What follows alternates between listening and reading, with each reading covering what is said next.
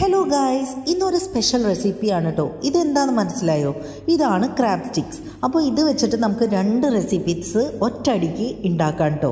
Crab റോസ്റ്റും അതേപോലെ തന്നെ meet ബോൾസും നമുക്ക് ഉണ്ടാക്കാം. അപ്പോൾ ഈ ക്രാബ് ഫ്രൈ ഒക്കെ ആക്കുന്നതിന് പകരമാണ് നമ്മൾ ക്രാബ് റോസ്റ്റും പിന്നെ ക്രാബ് ഫ്രൈ ആക്കില്ലേ, അതിന് പകരം മീറ്റ് ബോൾസും നമുക്ക് ഉണ്ടാക്കിയെടുക്കാം. നല്ല സിമ്പിളായിട്ടുള്ള ഒരു റെസിപ്പിയാണ്. സിമ്പിൾ എന്ന് വെച്ചാൽ കഴിക്കാൻ ഭയങ്കര എളുപ്പമാണ് കേട്ടോ. ഉണ്ടാക്കാൻ കുറച്ച് ലൈക്ക് ക്രാബ് റോസ്റ്റൊക്കെ ഉണ്ടാക്കുന്ന പോലെ അതേ ഒരു പ്രൊസീജിയറിൽ നമുക്ക് ഉണ്ടാക്കിയെടുക്കാം. അത് കഴിഞ്ഞിട്ട് നമുക്ക് മീറ്റ് ബോൾസും ഉണ്ടാക്കാം. ഈ ക്രാബ് സ്റ്റിക്സ് എന്ന് പറഞ്ഞിട്ടുണ്ടെങ്കിൽ ഈ ക്രാബിൻ്റെ മീറ്റ് മാത്രം എടുത്തിട്ട് ഇതേപോലെ സീൽഡായിട്ടാണ് നമുക്ക് കിട്ടുക. ഈ കവറൊക്കെ റിമൂവ് ചെയ്ത് നമ്മൾ കഴുകിയെടുക്കണം. അത് കഴിഞ്ഞ് നമുക്ക് കുക്കിംഗ് പ്രൊസീജിയറിലേക്ക് കടക്കാം. ഈ ജിഞ്ചറും ഗാർലിക്കും ഇതേപോലെ ചോപ്പ് ചെയ്ത് എടുക്കണം. അത് കഴിഞ്ഞിട്ട് പിന്നെ നമുക്ക് വേണ്ടത് ഓണിയൻസ് ഒരു 3 ഓണിയൻസ് എടുത്തിട്ട് നമുക്ക് കുഞ്ഞായിട്ട് ചോപ്പ് ചെയ്തിട്ട് എടുക്കാം. സോ നമുക്ക് ഈ ക്രാബ് റോസ്റ്റ് ഉണ്ടാക്കാനായിട്ട് മല്ലിയില, അതേപോലെ തക്കാളി, കുഞ്ഞായിട്ട് അരിഞ്ഞു വെച്ചേക്കുന്ന പച്ചമുളകും ഇതേപോലെ ജിഞ്ചർ ഗാർലിക്ക് ചോപ്പ് ചെയ്ത് എടുക്കണം കേട്ടോ. പിന്നെ നമുക്ക് ഈ സബോളയും കൂടെ നമുക്ക് ചെറുതായിട്ട് ചോപ്പ് ചെയ്ത് എടുക്കാം കേട്ടോ.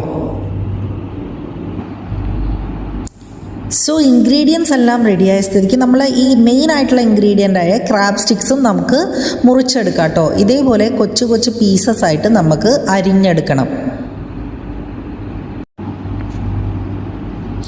അപ്പോൾ നമുക്ക് ഇനി കുക്കിംഗ് തുടങ്ങിയാലോ. നമുക്ക് ഡയറക്റ്റ് ഇനി ഫ്ലെയിം ഓൺ ചെയ്തിട്ട് നമുക്കൊരു വലിയ ചീനച്ചട്ടി എടുത്തിട്ട് നമുക്ക് ഇതിൽ ആവശ്യത്തിന് ഓയിലും ഒക്കെ ഇട്ടിട്ട് നമുക്ക് നമ്മുടെ സബോള മൂപ്പിച്ചെടുക്കാം. ആദ്യം തന്നെ നമുക്ക് സബോള മൂപ്പിച്ചെടുക്കാം. സബോള മൂപ്പിച്ചെടുക്കുമ്പോൾ കുറച്ച് സോൾട്ടൊക്കെ ഇട്ട് കഴിഞ്ഞിട്ടുണ്ടെങ്കിൽ പെട്ടെന്ന് ആയി കിട്ടും.